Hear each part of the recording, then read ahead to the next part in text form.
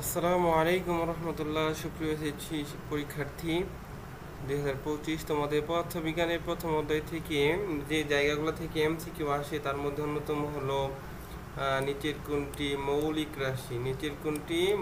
রাশি। এখান থেকে এমসিকিউ আসলে আমরা মোটামুটি ভালোই কনফিউশনে পড়ে যাই।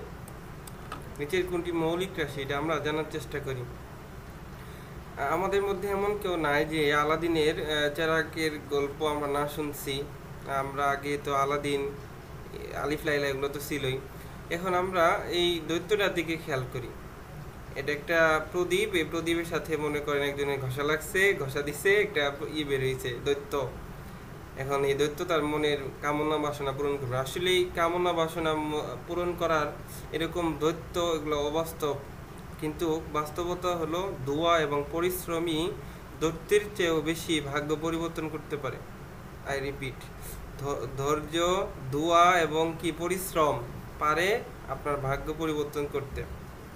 প্রদীপের দৈত্য, এই প্রদীপে থাকা এই দৈত্যটি অসময়ে সাঁতরায়, মানে সময় নেই, তারা কি করে সাঁতার দেয় বা সাঁতরায়। তাহলে আমরা এখানে প্রতে মনে রাখবো, প্রতে হলো প্রবাহ, প্রতে কি তড়িৎ প্রবাহ, বৈদ্যুতিক প্রবাহ। আর দীর্ঘই কাটতে দীপন তীব্রতা। আর পোতে আমরা মনে রাখতে পারি পদার্থের পরিমাণ। আর রতে আমরা মনে রাখতে পারি ভর।